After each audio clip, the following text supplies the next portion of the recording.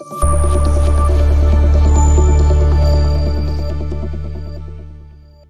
macrocosmic progress, three forces are indispensable. Macrocosmic में क्या है? जैविक सत्ता, कि मनुष्य सत्ता भी हो सकते हैं या अन्य जीव भी हो सकते हैं। जितने प्रकार के जीव है उसका सूक्ष्म रूप को हम लोग कहते हैं माइक्रोकॉस्मिक एंटिटी, कि कोनो सत्ता। जैसे हमारे मन को क्या कहते हैं? कोनो मन कहते हैं। मनुष्य के मन को क्या कहते हैं? कोनो मन। और परम पुरुष के मन को क्या कहते हैं? उमा मन।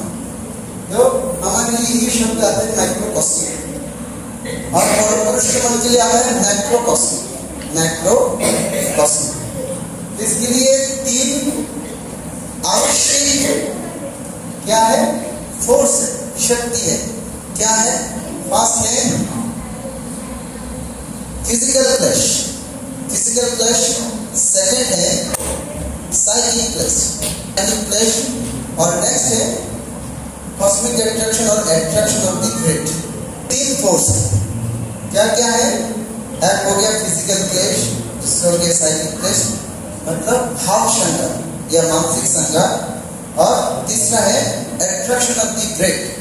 क्या है? बृहद या परम सत्ता या परम पुरुष का आकर्षण। ये तीन फोर्स के माध्यम से क्या होता है ना, अणु का प्रोग्रेस होता है। अणु और सूक्ष्म होता है और सर्वात्मक सूक्ष्म रूप में आकर के क्या होता है ना, ह्यूमन माइंड क्रिएट होता है। ये मन भी सूक्ष्म रूप लेता है। मन में भी संघर्ष होता है। मन में जब बहुत संघर्ष होता है तब जाके एट्रैक्शन ऑफ द ग्रेट होता है। इस संघर्ष के बिना कुछ नहीं है। एक क्या बोलते हैं, एक बहुत नॉलेजेबल पर्सन कहते हैं कि मनुष्य के जीवन में कम से कम 25 साल तक बहुत ज्यादा संघर्ष होना चाहिए। ये संघर्ष मानसिक क्षेत्र में भी होना चाहिए और शारीरिक क्षेत्र में भी होना चाहिए। अगर संघर्ष नहीं है, वो कंफर्ट जोन में है, तो मान लीजिए वो जो महात्मा गांधी का कहना है ना, बाबा बोलते हैं महात्मा गांधी जी जिंदगी में कुछ अच्छा नहीं किया, लेकिन एक बात बहुत सही कहा है। वो क्या है? आराम हराम है। आराम हराम है, ये बात बहुत सही कहा है। बाबा इसको कोट भी किए हैं कि आराम हराम है। यही उनका एक सीख है कि जब भी हम कंफर्ट जोन में रहते हैं तो हमसे कुछ अच्छा होता नहीं। तो कंफर्ट जोन हम क्या करते हैं? ज्यादा बैठे रहते हैं, सो के रहते हैं, है कि नहीं? इसलिए जिंदगी में कंफर्ट जोन जितना कम हो उतना ही अच्छा। कंफर्ट जोन ज्यादा होगा तो क्या होगा? हमारा कोई प्रोग्रेस नहीं होगा। तो अब ये हम लोग देखते हैं कि हर चीज को इस तीन फोर्स के द्वारा प्रभावित होना ही है। ये इंडिस्पेंसेबल है, अपरिहार्य है, होना ही होगा हर चीज। अगर आप एक लोहे को कहीं भी फेंक के रख देंगे तो क्या होगा? क्या होगा? उसमें जंग लग जाएगा, और जंग लगने के बाद क्या होता है? ये लोहा पाउडर में परिवर्तित हो जाएगा, है ना? और उस पाउडर में परिवर्तित होने के बाद ये लोहा का क्या हाल होता है? पहले तो उसका एक अंश चला जाएगा ये धरती के नीचे, जहां पर लोहा मेल्टेड अवस्था में है कि नहीं? वहां पे पृथ्वी के केंद्र पर चला जाएगा। लेकिन उसका कुछ अंश जो होगा कि बहुत सूक्ष्म रूप ले लेगा और जाके परिवर्तित हो जाएगा माइंड। अब ये कॉस्मिक साइकिल में या संचर धारा में ये आता है कि जितना भी जड़ सकता है ये संचर धारा में आता है। संचर धारा में आते क्या होता है? एक समय ये इतना सूक्ष्म हो जाता है कि माइंड का रूप ले लेता है। जब ये माइंड का रूप लेता है वहां से शुरू हो जाता है प्रति संचर धारा। तो ये हो गया कॉस्मिक साइकिल। मैं पहले क्या बोला था कि जितने भी सोर्सेस हैं, सोर्स ऑफ साइकिल्स हैं, ये सारे साइकिल्स को एक दिन होगा। मतलब हर चीजों का एक समय सूक्ष्म रूप में आना है, और ये सूक्ष्म रूप में आकर के एक समय माइंड में परिवर्तित होना ये आवश्यक है, और ये यूनिवर्सल लॉ भी है।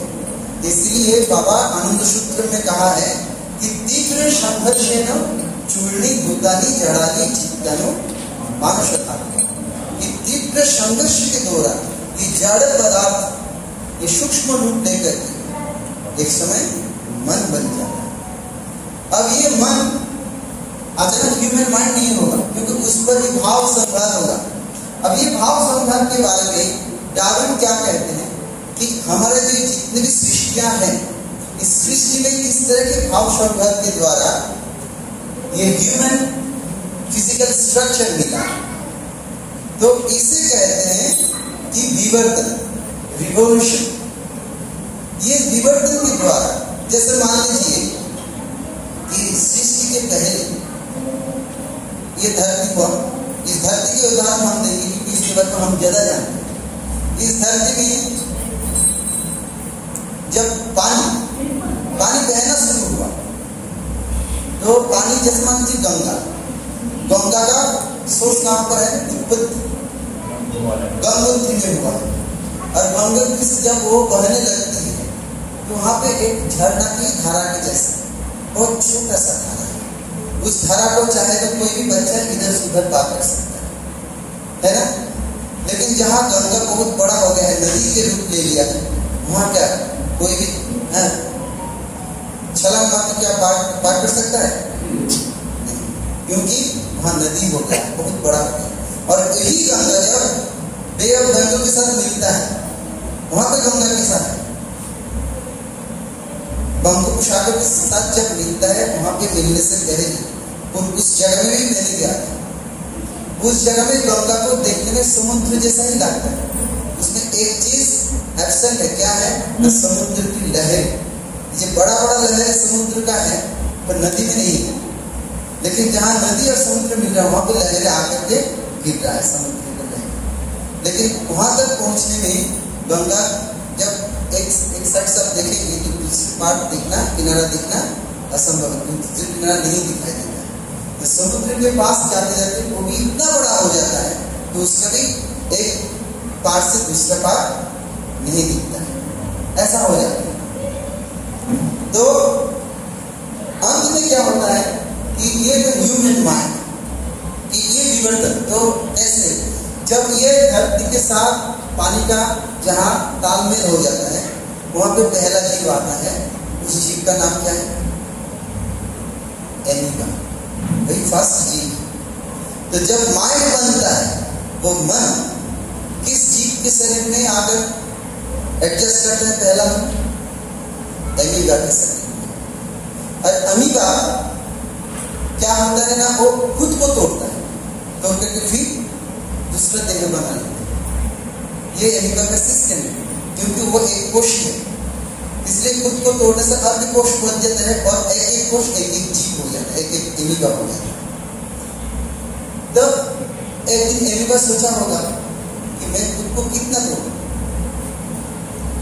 है ना, कि मैं बहुकोशी जीव क्या नहीं बन सकता, मैं हमेशा क्या एक कोशी जीव रह जाऊंगा, खुद को ही तोड़ता रहूंगा। तब जाके बहुकोशी जीव आए। अब ये बहुकोशी जीव पानी में भी है, ये बहुकोशी जीव धरती में भी है। लेकिन पहला जीव कहाँ आया? एमीबा के बाद जो जीव पहले आया है वो पानी में आया है, ठीक है। इसलिए जो हिंदू रिलीजियस बिलीफ में जो पौराणिक कहानी है ना, उसमें देखिए कि सबसे पहला अवतार को मत्स्य अवतार कहा जाता है ना। ये कहानी है, लेकिन इसमें एक सीख है। क्या सीख है? कि ये जो पहला बहुकोशी जीव जो है वो पानी में ही सृष्टि हुआ। अब ये पानी में कुछ मछलियां ऐसे देखेंगी कि पानी से कभी कभी वो छलांग मार करके स्थल पर आ जाता है। क्यों आ जाता है ना? उसका मन में ये भाव आता है कि मैं हमेशा क्या पानी में रहूंगा, मैं थोड़ा पानी के बाहर क्या नहीं जा सकता हूँ, इसलिए वो छलांग मारना सीख लेता है। और सीख करके अचानक एक दिन क्या होता है, वो स्थल पर आ जाता है। तो ऐसे करते करते एक समय क्या होता है, ऐसा जीव आ जाता है जो पानी में भी रह सकता है और स्थल में भी रह सकता है, जैसे मेढक हो गया, है ना। इसे कहते हैं रिवोल्यूशन, है ना। जैसे मान लीजिए ये जो मुर्गा या मुर्गियां हैं, वो कैसे आया, वो पत्थर जैसा एक समय जीव था, पक्षी था, लेकिन अचानक हुआ क्या, एक दिन उसे किसी एक आइलैंड में बहुत सारे खाना मिल जाता है, तो वो आइलैंड में उसको पकड़ने के लिए या उसके लिए कोई हानिकारक कुछ भी नहीं था, अन्य कोई जीव नहीं था, लेकिन बहुत खाना था। तो खाता गया खाते खाते क्या हुआ, एक दिन उड़ना भूल गया, ठीक है। तो उसका दैहिक शरीर में, मन में एक चेंज आ गया, बदलाव आ गया, और उससे क्या हो गया, ये मुर्गा या मुर्गियां या ये जो बत्तख जो है, क्या जिसे हम कहते हैं डाक है, ये बत्तख भी इस तरह से आया। ये ज्यादा उड़ नहीं सकता, लेकिन पक्षी है। उसमें और एक पक्षी आता है जो उड़ना भी उड़ता भी नहीं है, लेकिन पानी में तैरता है। क्या नाम है जानते हैं, क्या नाम है? ये बर्फीले जगह में रहता है, पेंगुइन, राइट।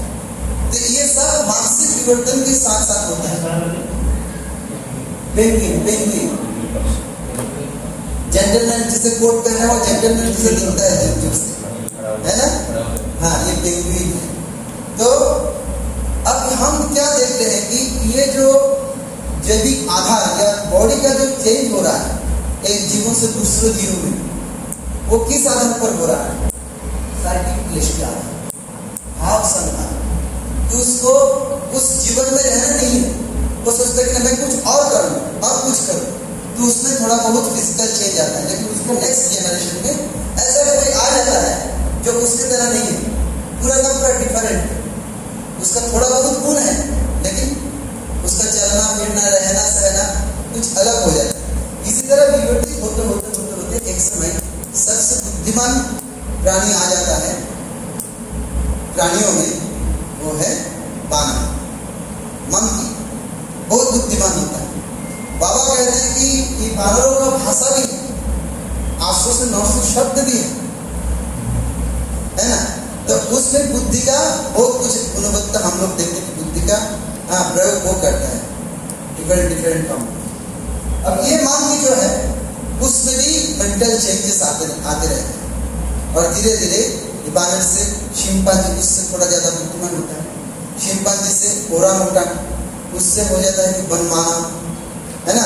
एगमैन, प्रोटो एगमैन, एक होता है ना बड़ा बांदर जैसा प्राणी, लेकिन उसका कुछ नहीं होता, एक का कुछ जितने जितने मतलब क्या हुआ, उसका बुद्धि बढ़ता गया, उसका कुछ भी घटता गया, और एक का क्या नहीं है, कुछ है ही नहीं, थोड़ा सा वो कुछ की जगह में एक थोड़ा सा उभरा हुआ है, लेकिन वो कुछ नहीं है, ठीक है। अब उसके बाद हो जाता है बनमाना, जिसका कुछ है ही नहीं, लेकिन पशु जैसे उसका क्या रहता है? क्या रहता है उसका केश है ना।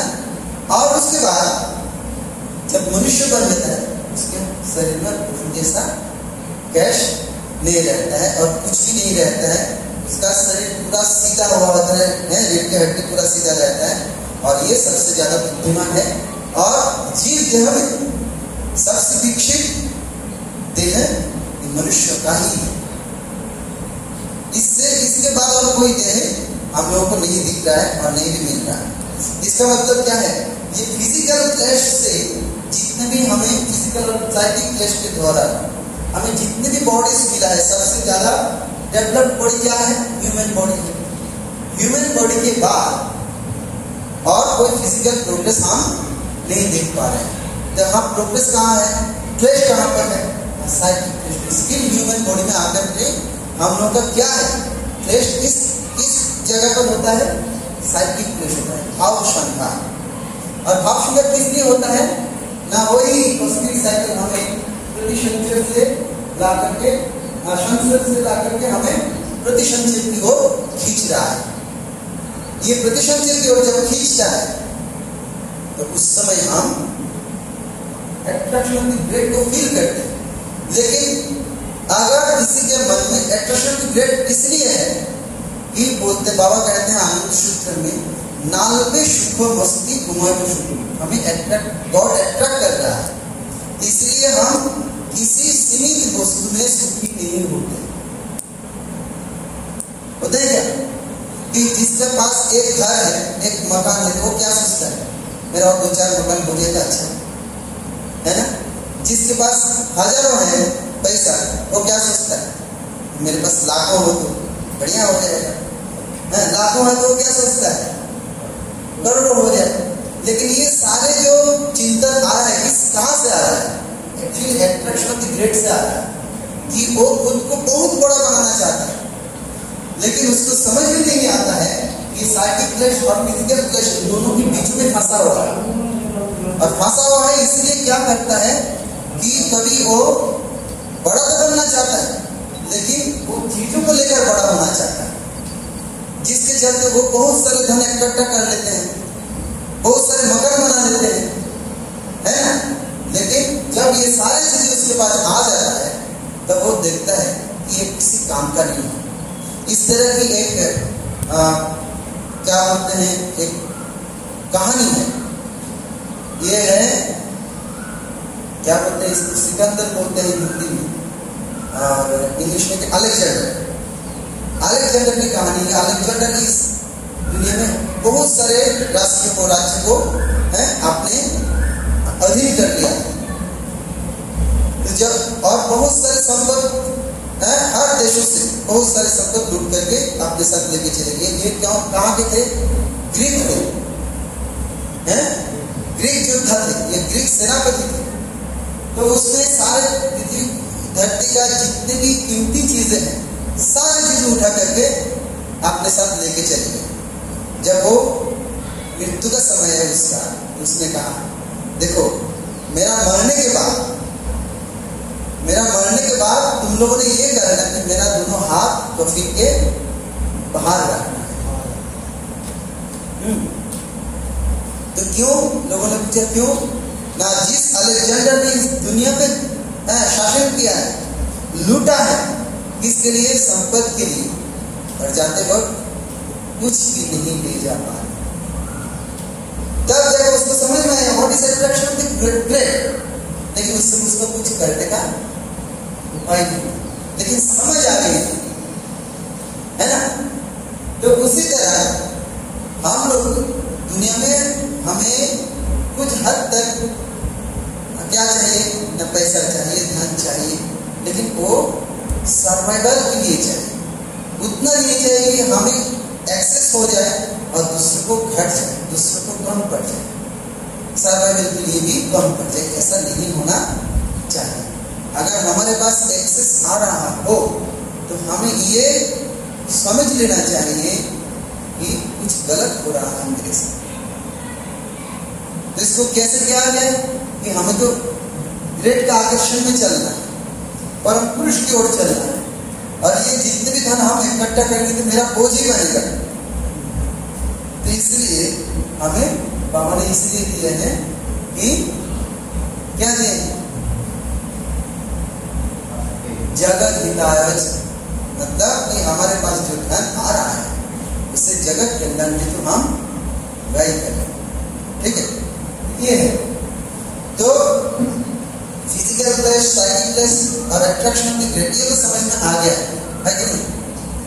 अब हम देखते हैं कि ये जो कॉस्मिक अट्रैक्शन, मैंने पहले भी कह चुका हूँ कि हमारा ये जो क्लास है, पहला क्लास में 15 पॉइंट्स था, इस क्लास में 16 पॉइंट्स क्या है? इस क्लास में क्या है? 16 पॉइंट्स है।